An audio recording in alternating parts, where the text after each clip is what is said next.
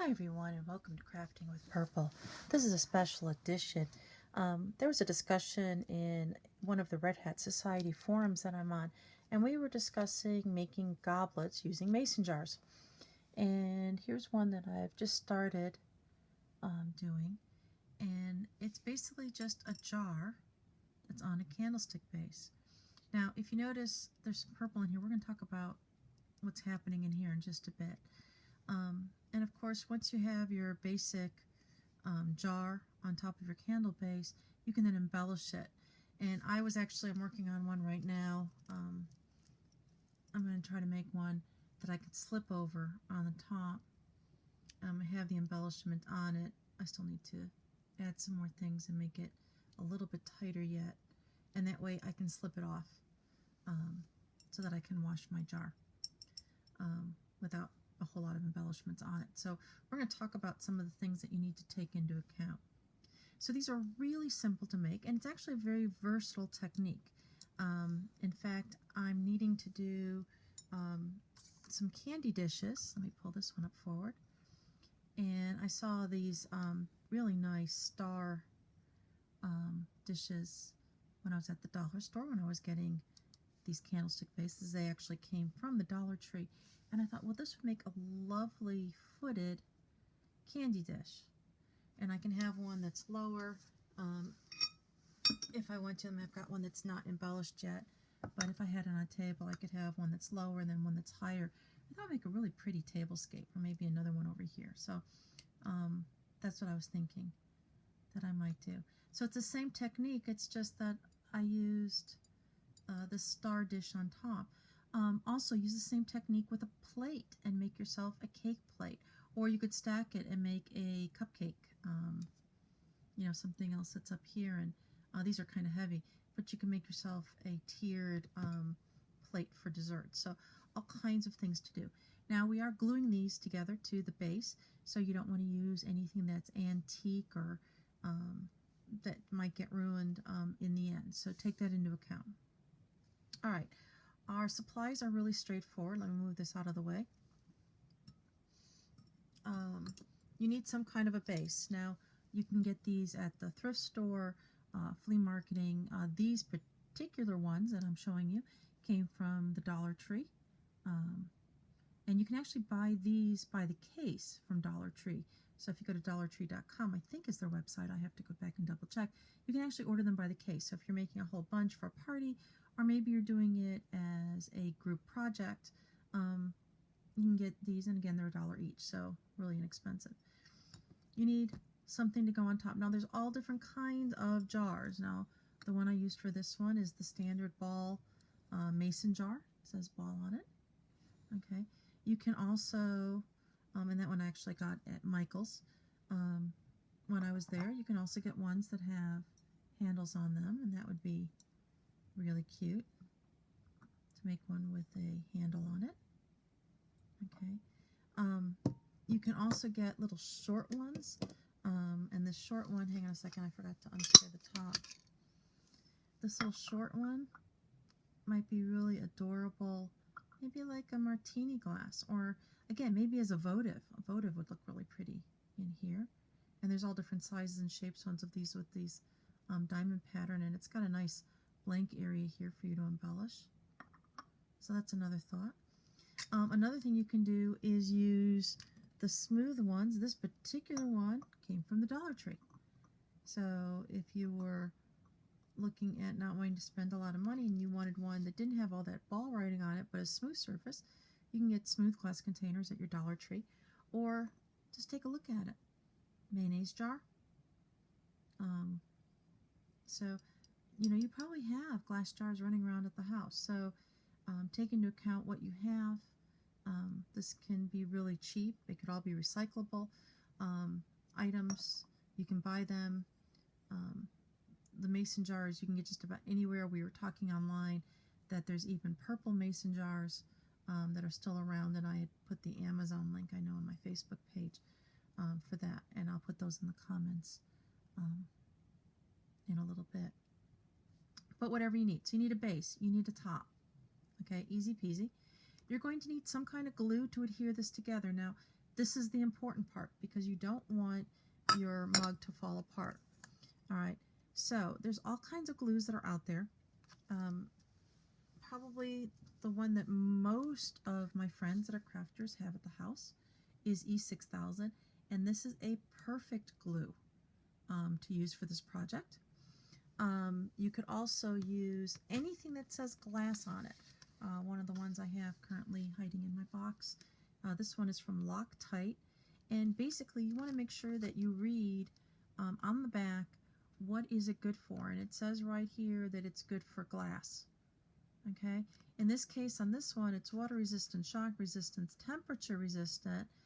It also dries crystal clear, so it's actually kind of a fun glue to use.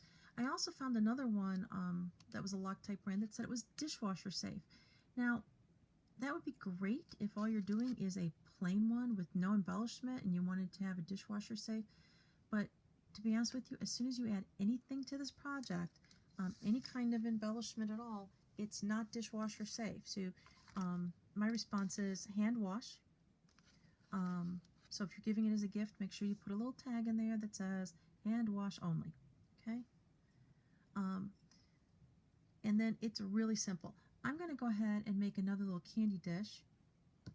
So basically, and I'm going to use E6000 because that's probably one of my favorite glues. And hang on while I move some stuff out of my way. All right, so I've got my two pieces, my candlestick and the thing that's going to go on top. Okay, I've got my glue. Okay, I've got off camera, I've got a paper napkin because glue can get messy. Basically, we're just going to glue it together. Now, I've already done it, but you want to clean your surfaces. And I always have on my craft table two solvents that I use all the time. One is acetone because it really helps to get off all the sticky labels. I also have rubbing alcohol on my craft table. And both of these are really good for making sure that all of the oil is off of your glass and things are really nice and clean. Now, take into account you're working with solvents, so if you have a nice nail polish going on, you'll want to put some gloves on, otherwise you may ruin your polish. So don't say I didn't warn you, so please take that into account. You're also using glue, so some of those nice rubber gloves are handy if you want, or just don't worry about it. It's up to you. Okay, now you need to read the package directions, and most people don't, but you really need to. And on E6000, it tells you, and all I'm doing is making a bead of glue right around the tip of my candlestick holder. Okay, and usually a little thread, I just kind of wipe it over. I'm also going to put it on my other surface that's over here. And I've done this enough times, I already kind of know where my circle needs to be, so I'm just going to eyeball it. If you needed to, you could try to really figure out and measure it out directly.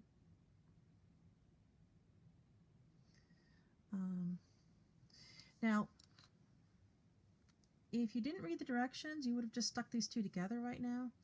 But it actually says here in the fine print, if you read down here, oh, let's see, where is directions? First A, directions, okay? You want to test a small area before use. That's always a good idea. Apply directly to each surface to be bonded or repaired, and wait approximately 2 minutes before mating the surfaces, okay?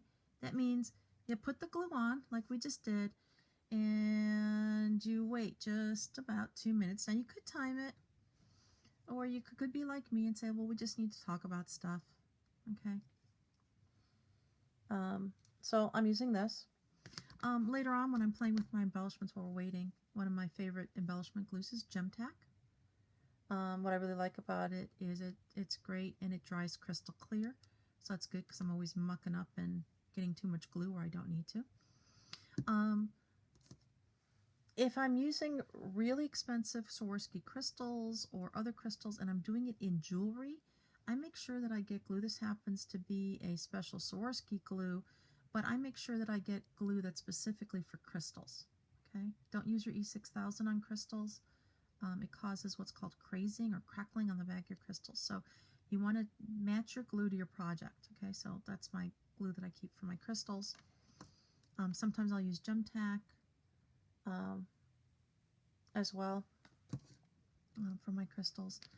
E6000 I only use if I really want that crackling effect, because it will eat the back, usually the back of that silver or gold that's on the back of your crystals, and causes what's called crazing, all those nice fine lines. Anyways, it's been about 2 minutes. I didn't really time it. And at this point, I usually take the base of the jar and turn it upside down. In this case, it's my kingity dish. And the reason is I can usually figure out and eyeball it to figure out where center is. And I'm just going to put that on there. I'm going to press it down just a little bit. It's going to ooze out, but since it dries clear and it's at the base, now I could go and wipe up the edges. I'm not going to worry about it. And then you need to set this aside, okay? It needs at least a half an hour to set up, okay, before you really start playing with it. My recommendation is, if you want to make these bases or your glasses, put them aside, come back the next day to embellish it, okay? Because if you try to do something now, this is just going to move. So it really needs some time to set up. All right, so I'm going to set that off to the side. Now comes the fun part. Let's come back to this one again. All right, now some of you may have already noticed there's some purple happening here in this candlestick. All right, let's talk about that for a minute. I know I have another candlestick here. Here we go. If we look at the candlesticks, and remember this is a candlestick holder. The candlestick goes in there. This is hollow. This is a great place to put some paint to color it, some beads maybe, if you wanted to. What I did here on this one, because I wanted it kind of sparkly, is I already had this, so I figured, well, since I had it, I might as well go ahead and use it. I had some glitter glue. Okay, now this wouldn't be good for putting my base to the top because it's not going to be sturdy enough to hold it, but I thought it would be great, and of course I just loved that glitter color. So all I did was I squirted it inside. I probably should have waited till it dried first, but I didn't, and then I just went ahead and glued the two pieces together. Okay, so, and if you look on the inside, you can see how it's just a little cloudy. That cloudy is from the Elmer's glue that's in there. But I thought it made a really pretty iridescent on my base. Okay. Now, because we're drinking from these, you have to take a couple things into account. If you're using a straw out the top, and you can actually get inserts for straws. I saw them at Michael's. I just didn't buy any. But if you're going to use a straw, that's great. That means you can embellish away, have a great time. Okay.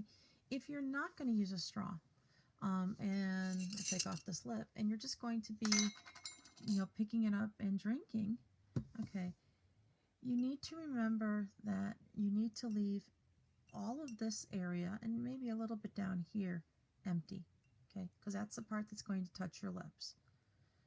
And since you're not really know where you're going to, where you or the other person's going to put your lips, you really need to leave this area unembellished so that you can drink from it. Okay. And then you can go to town embellishing it. You can glue whatever you want on here. Take into account, though, if you put a liquid in here, you're going to have to wash it. So that might limit you on what you might want to use as embellishment, unless you're going to make it just for a one-time use and then go on. What I started to play with is I was thinking, well, what about if I basically made like a ring to go over it? This one I made just slightly too big.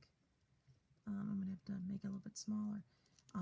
What I did is I made a poly mesh ring that I started to embellish. And I think I'll add something to it. And I realized it would have some stretch, but since I added some weight to it, it gave a little bit too much stretch. And that way I can put it on there, have it as decoration. And then when I want to wash it, I'd be able to slip it off and wash it. Let me pull this back a little bit so you can see it. And that way, when I want to wash it, but then when I'm wanting to drink it, cool, everything's great. But then when I need to wash it, I can go ahead and pull this off and wash my glass, and then fix whatever embellishments got messed up in the process. Or maybe I have this for different theme things. Maybe I want to make one for my pirate event. So I slip it on. I've got all my pirate stuff on. I pull it off because now I'm going to the butterfly event. And now I can put it on and I have my butterfly on there. Is all ready to go. I want to do something for Easter. Maybe I want to make goblets for everybody for Easter. So I want bunnies on it. Or you know, the sky's the limit on whatever event you want to make. Okay, so that's one way that you can do it to embellish it. So, like I said, real easy project to do, fun to do, have a good time with it. Sky's the limit on embellishments. Anyways, thanks for watching.